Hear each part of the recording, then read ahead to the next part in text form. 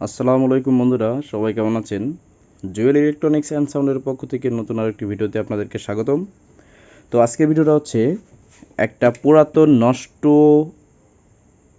TDA 2030 amplifier circuit বা 2:1 যে সার্কিটগুলো পাওয়া যায়, যেটাতে আপনার আলাদা আলাদা টনের ব্যবস্থা এবং বেজের ব্যবস্থা থাকে, এবং এই সার্কিটগুলোর বেস অনেক সুন্দর হয়ে থাকে এবং সাউন্ড অনেক সুন্দর হয়ে থাকে। তো পুরাতন সার্কিট আপনারা কীভাবে কানেকশন করবেন এবং এটা ভালো আছে কি না সেটা কিভাবে চেক করবেন, এবং এটা আসলে যদি কোনো সমস্যা থাকে সেটা কিভাবে রিপেয়ার করবেন, সেটা কিন্তু আপনারা আজকে জানতে পারবেন। আর একটা কথা বন্ধুরা, আমি এই সার্কিটটা আসলে এখনও লাইন দিয়ে চেক করে দেখিনি। আগের ভিডিওতে শুধু কানেকশনগুলো বলছিলাম। তো আমার উচিত ছিল এটাকে সমস্যা সমাধান আজ করে অথবা এটা কি অবস্থায় আছে এটা দেখে আপনাদেরকে জানানো। তো আমি ডিরেক্টলি আপনাদেরকে জানাতে চলে এসেছি এই জন্য, আর এটাতে অন্য কিছু করতে জানি। তো বন্ধুরা, আগে একটু কানেকশনগুলো বলে নিই।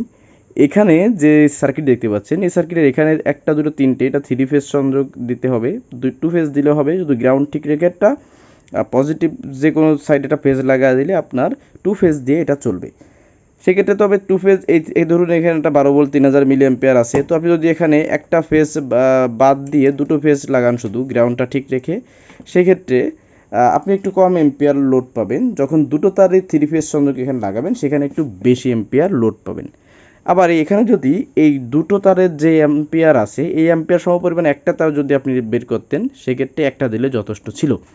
তো যাই হোক, এটা 3 ফেজ সংযোগ দিতে হবে এখানে। আর এখানে হচ্ছে একটা ইনপুট সিগন্যাল। আসলে আমার এই ভেস্টিবল সার্কিটটা আমার কাছে এই মুহূর্তে নেই। তো এখানে হচ্ছে ইনপুট দিতে হবে, এটা হচ্ছে হাই আউটপুট হবে। আর এখান থেকে হচ্ছে আপনার সাব উফার প্লাস অন্য অন্য লাইন হচ্ছে এখানে এই সোলারটাতে ঢুকে। তো এই মুহূর্তে যেহেতু ভেস্টিবল সার্কিটটা নাই, সেহেতু দেখাতে পারলাম না, আমি আন্তরিকভাবে দুঃখিত। তবে প্রাথমিক যে ধারণাটা, ধরুন আপনি এটা রিপেয়ার করতেছেন, আপনার কাছে আসে, সেক্ষেত্রে বেস্টনের এখন কোনো প্রশ্ন নাই। তো এখন হচ্ছে এটাকে কী করতে হবে, প্রথমে লাইন দিতে হবে।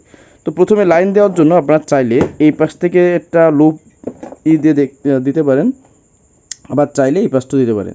তো এখন দেখুন এখানে এই একটা পিন দেখতে পাচ্ছেন, এই যে দুটো ক্যাপাসিটরের শর্ট পয়েন্ট হচ্ছে এটা। তো এটা হচ্ছে গ্রাউন্ড। তো এখানে এই ট্রান্সফরমারের সাদাটি হচ্ছে গ্রাউন্ড হিসেবে কাজ করবে। তো যেহেতু এটা গ্রাউন্ড হিসেবে কাজ করবে সাদাটি, তো আমি মাঝখানে কিন্তু এখন সাদাটি লাগাবো। তাহলে আমাদের গ্রাউন্ডে যাবে হচ্ছে সাদাটি। তো আমি একটু রাং করে এটাকে একটু ঝালাই করার জন্য সহজ করে নিই। এটা হচ্ছে গ্রাউন্ড। তো এই পিনের যে ফেসটা এখানে লাগাইতে গেলে ঝামেলা, তো আমি এখানে লাগাতে যাচ্ছি। আর এই সাইডের যে ফেসটা, এই ফেসটা এখানে দিলেও কিন্তু রীতিমতো আমাদের হয়ে যাচ্ছে। তাহলে সাদাটা যেহেতু গ্রাউন্ড, সেটা আমি গ্রাউন্ডে লাগিয়ে নিচ্ছি।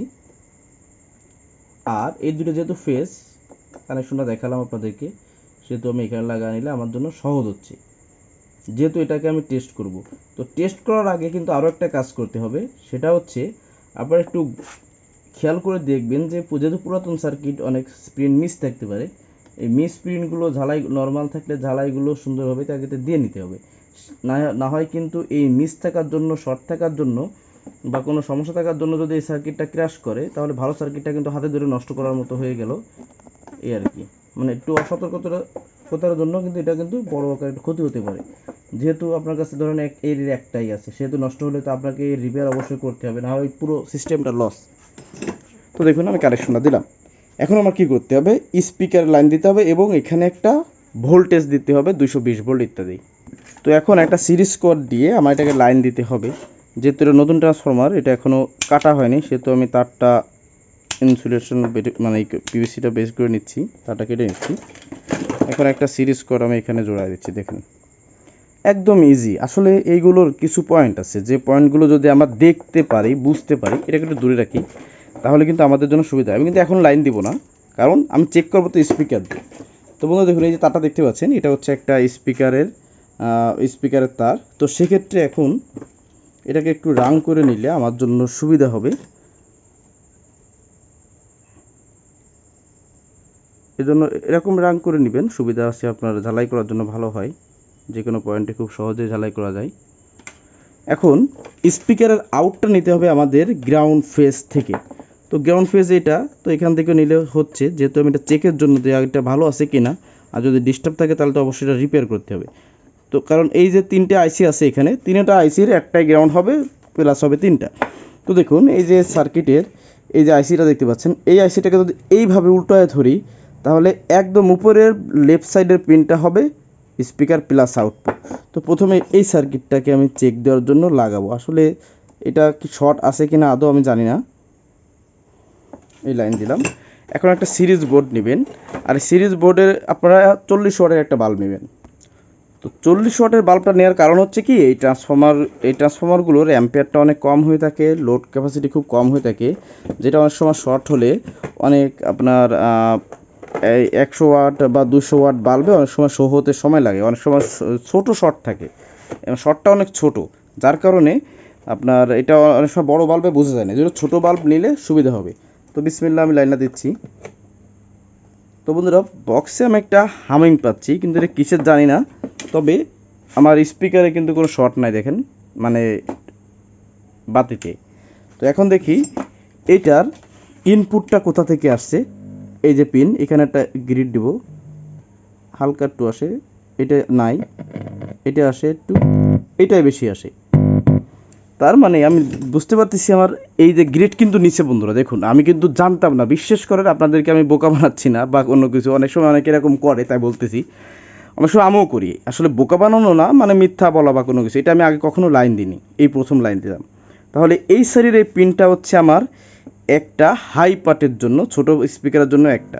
তো একটা যেহেতু ভালো পেলাম, তাহলে পরেরটা দেখি কি অবস্থা।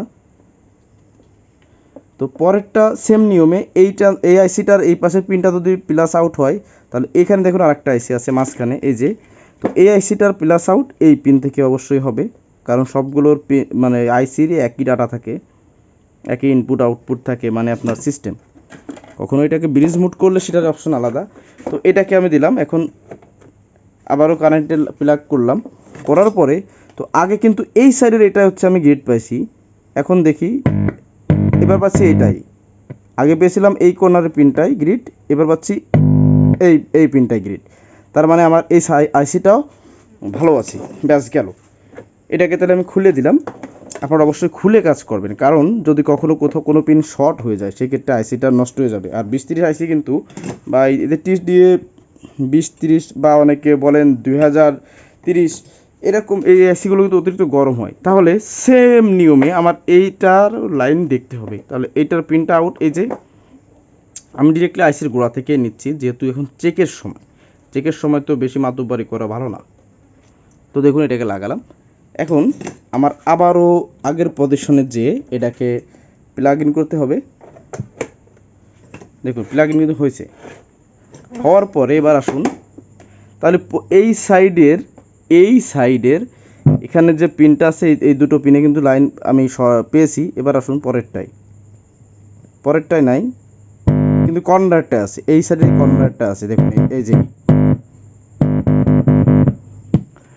তার মানে আমাদের এই সাইডের দুটো হচ্ছে লেফট রাইট সাইড প্লাস, এই পাশের একটা হচ্ছে সাব ওপারের লাইন, আর মাঝখানের এটা হচ্ছে, এই যে মাঝখানের যে পিনটা, এই পিনটা হচ্ছে গ্রাউন্ড পিন। আপনাদেরকে ভালো করে দেখাই, দেখুন এই যে পিন দেখতে পাচ্ছেন, এই সাইডের দুটো পাইছি আমি হচ্ছে লেফট রাইট দুটো টনের জন্য, আর তারপরে যেটা মানে এই সাইডের 2 নাম্বার পরে যে 3 নাম্বারটা, এটা হচ্ছে গ্রাউন্ড, একদম শেষেরটা হচ্ছে সাব ওপারের লাইন। যদি এই পাশ থেকে ধরি, তাহলে প্রথমে সাব ওপার, তারপরে গ্রাউন্ড, তারপর দুটো স্পিকার প্লাস পাবেন। আবার এই সাইড থেকে যদি এদিকে যান, সেক্ষেত্রে দুইটা প্রথমে স্পিকারে প্লাস পাবেন, ছোট স্পিকার, আর তারপরেরটা পাবেন হচ্ছে আপনি কি বলে এটাকে গ্রাউন্ড, তারপরটা পাবেন সাব ওপার। তো এইভাবে আপনারা সার্কিটগুলো করবেন, মানে চেক করবেন, সেক্ষেত্রে কিন্তু আপনাদের পারফেক্টভাবে আপনারা বুঝতে পারবেন। এবার দেখুন এই সার্কিটটা যেহেতু আমার ডিস্টার্ব বাঁধেনি, লাইনটা খুলে দিই, সেহেতু এখানে তো আর রিপেয়ার করার কিছু নাই, যেহেতু প্রথমেই আপনাদের সঙ্গে আমি এক্সপেরিমেন্ট করে নিলাম ওপেনিং, এখানে কোনো চুপি চাপি কোনো কিছু নাই।